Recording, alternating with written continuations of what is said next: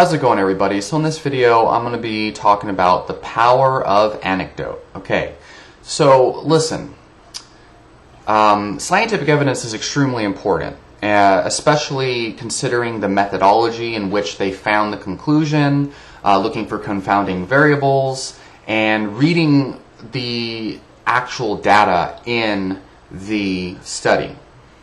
You know, what the study says. But people's experiences directly with different nutritional protocols and diets and supplements and things are also very important. It is true that, especially in regards to supplements and things like that, many people exaggerate benefits way out of proportion. They generally credit the benefits of a certain compound for mechanisms that aren't scientifically validated. For example, you have people who have healed health problems using like Dr. Sebi's alkaline diet, and they claim it's because the body needs to be in an alkaline pH, when the reality is all systems of the body run on varying pH levels, and their theory on alkaline balance doesn't hold up to scrutiny. But that's not what's important. What's important is these people have like clinically validated results, like from lab tests showing remission of certain diseases on this protocol. And so it's not so much as like, oh, that's an anecdote, blah, blah, blah. It's verified with lab tests. What's important is seeing, well, shit, like, why did that work? How did that work? Did that actually work? And looking more into these anecdotes to see how you might be able to apply them in the real world on a greater scale. The problem is people see that and they're like, oh, well, that's a extraordinary claim, and it's just an anecdote. It's not scientifically validated. Okay, well, how about we try to look into the science to see how that might be possible? You know, well, it's not worth the time, blah, blah, blah. Why is it not worth the time? And I definitely would never advocate like Dr. Sebi's diet or anything like that, especially because they claim it's like, oh, it's alkaline and blah, blah, blah. But let's think about this in a different way. Thousands and thousands of people heal their autoimmune diseases on a carnivore diet. Then you have people like Lane Norton saying, oh, it's placebo effect. It's placebo effect, and it's not facts. It's not science, okay? So here's the thing. Let's say that I have,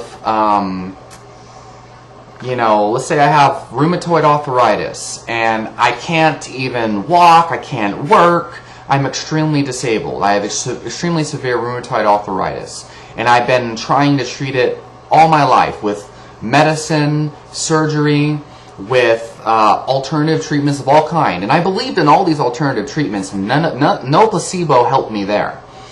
But then I see these thousands of people, real people, with Facebook profiles and everything on the Facebook group World Carnivore Tribe, or the more anonymous Reddit group Zero Carb. Or I see YouTube videos from hundreds and hundreds of people all saying the same thing, that they resolved their rheumatoid arthritis where they couldn't even walk, couldn't even live, and now all of a sudden they can go to their jobs, they can do physical labor, they have their life back.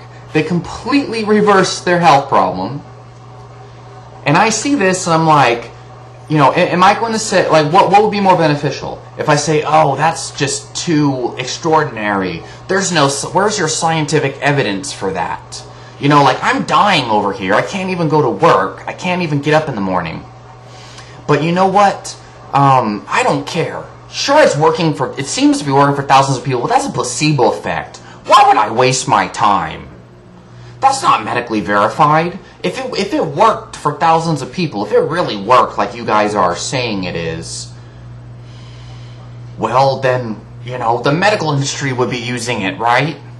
Yeah, why do medical doctors prescribe all these treatments and stuff? Why don't they just use a carnivore diet? Well, it's because the carnivore diet doesn't work. You know what they call medicine that works? Medicine, not alternative medicine. Blah blah blah.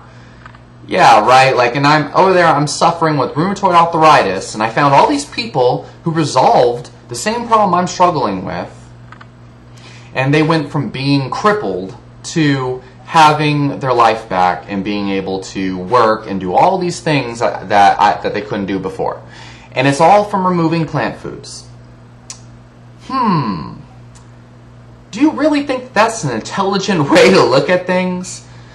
How about I give it a go for 4 weeks, right? Am I really going to die of cancer? I'm going to develop cancer rapidly in 4 weeks of trying a carnivore diet. I'm going to develop... No, they don't develop vitamin C deficiencies. Most of them resolve chronic constipation by removing fiber. Some of them actually notice decreased bowel frequency. A lot of them actually. But what negative effects could possibly happen from 4 weeks of a carnivore diet? Just giving it a try to see if it helps, right? So then I try it for 4 weeks, and all my symptoms are completely resolved, and I'm freaking out. Then what happens? I'm going to have to question everything I was told growing up about nutrition. All the things that they taught me in getting my nutrition PhD.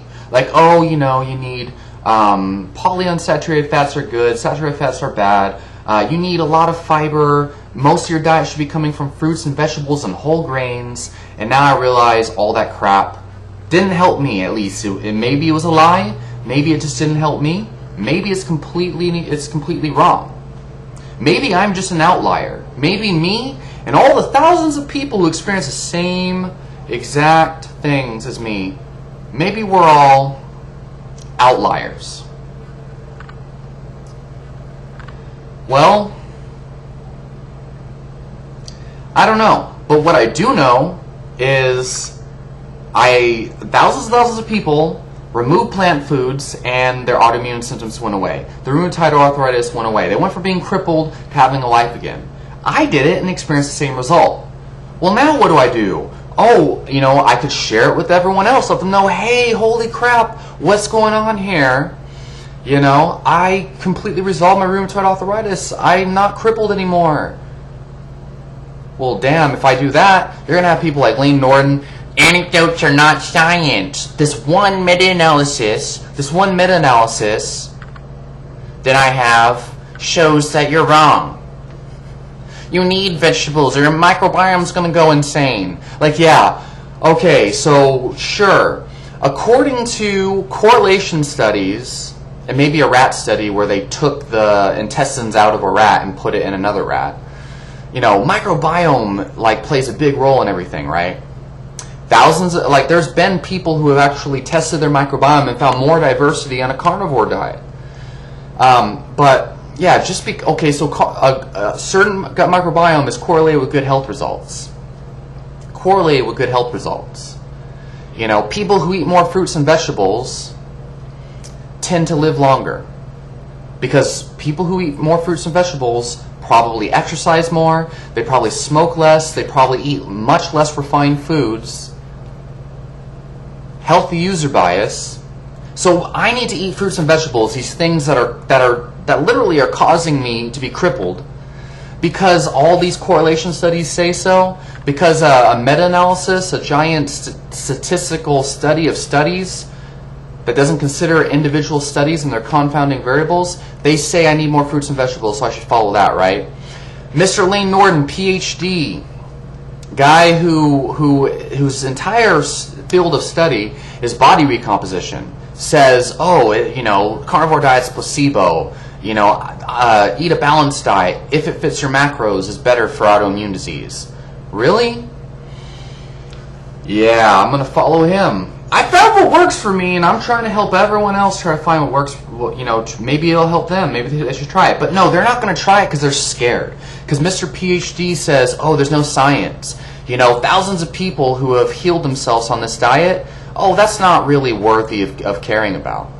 You know, be afraid of the carnivore diet, even though it's working for people.